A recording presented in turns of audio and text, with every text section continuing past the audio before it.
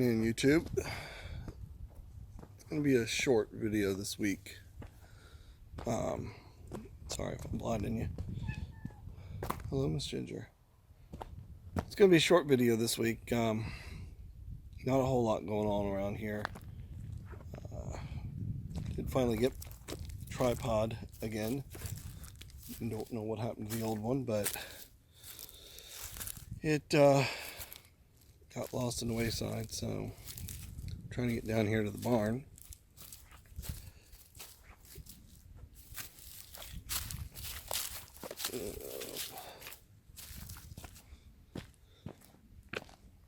So sorry if I blind you.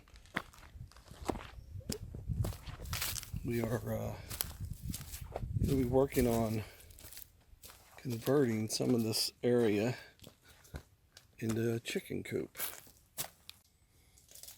As you can see, this place is wrecked still. It needs to be cleaned up, but we're going to pull all the stuff out of this room and basically make it a chicken coop. We're going to order some chickens. And we'll be using Murray McMurray's hatchery. Thank you, Jess. But that's not what I really wanted to talk to y'all about.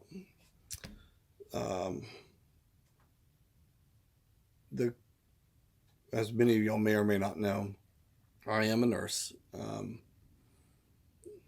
I'm by no means an expert, but I feel I should do some sort of public service announcement or whatever about the coronavirus. I waited to see how effective our deterrent measures would be in affecting the spread in this country, and as I feared, it didn't help very much at all.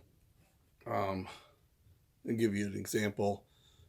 Here's the tracking screen. This is the website I use to track the spread of the virus worldwide through Johns Hopkins, and I'll put a link in the description below so y'all can go to it and use it. But yesterday morning there was 206 cases. As of 1:13, I think is what the screen cap is. We're well over 400. So it is going to be doubling. Most of the experts that I've listened to, follow, read articles about, predict a model of doubling every 6 days. So if that's the case, it's going to get bad. Now, people have been saying earlier on that, oh, the flu is worse and we don't have to worry about it too much because the flu is worse than this and kills more people.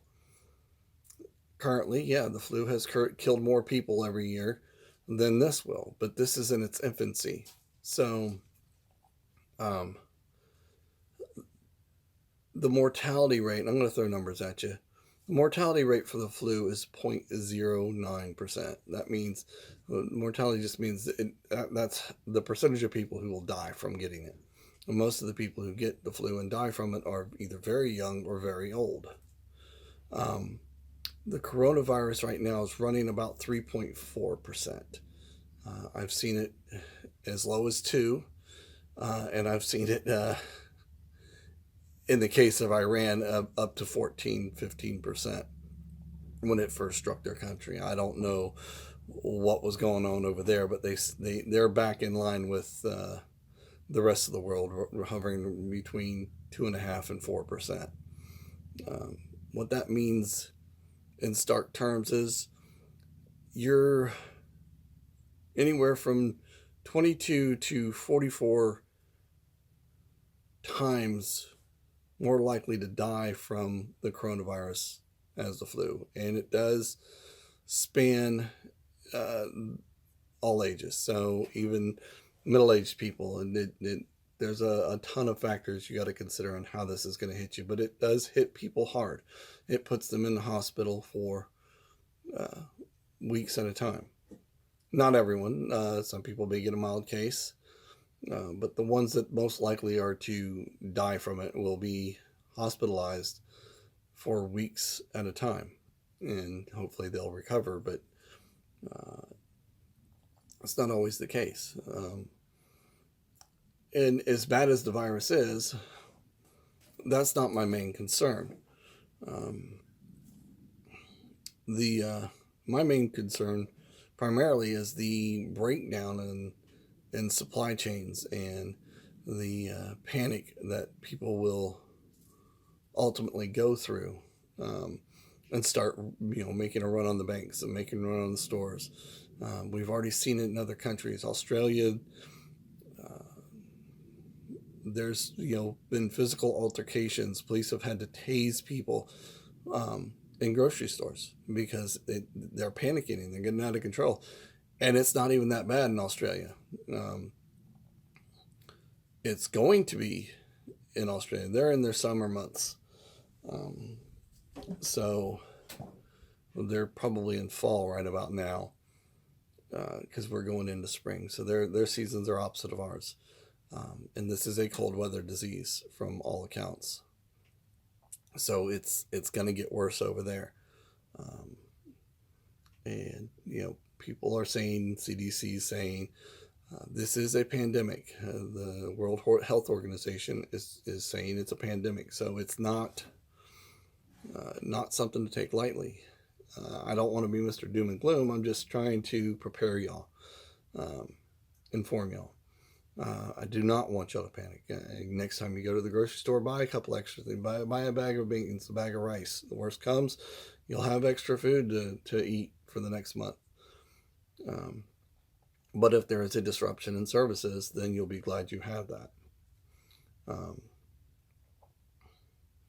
at this point in my YouTube career, most of the people watching are friends and family. So um, I know a lot of their situations. So they're not, a lot of them are not as bad off. And I have a lot of nursing friends. So I know a lot of people in the medical field are probably watching this too. If I'm throwing out any BS, call me out on it. Leave a comment, correct me, because I'm doing the best I can with the research that I have. Um, there have been conflicting reports on how it's spread. It's either airborne or it's spread like the flu. Now, the flu you can only get if through contact precautions. Contact. So if someone coughs on their hand, wipes the counter or whatever, and you come along behind them and touch it, and then you rub your face, and most likely get the flu. It's droplets. That's how the flu spreads. Sorry, not contact precautions, but droplet precautions. So with an airborne, the closest thing that I can give you an example of is tuberculosis. So we put people in a room, a negative pressure room, so that the pressure in the room is lower than the pressure outside the room, so the air that they're breathing cannot spread the disease. And that's what they keep going back and forth. At one point it was airborne, now it's not, then it is again, now it's not again. So I would err on the side of caution and go airborne. The problem with that is we don't have enough hospital rooms in this country to handle large number of airborne cases. And that worries me. We don't have enough hospital beds.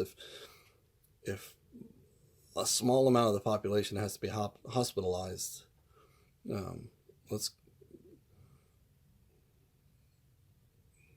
let's say conservatively 10% of the people in this country have to be hospitalized. That's over 3 million beds.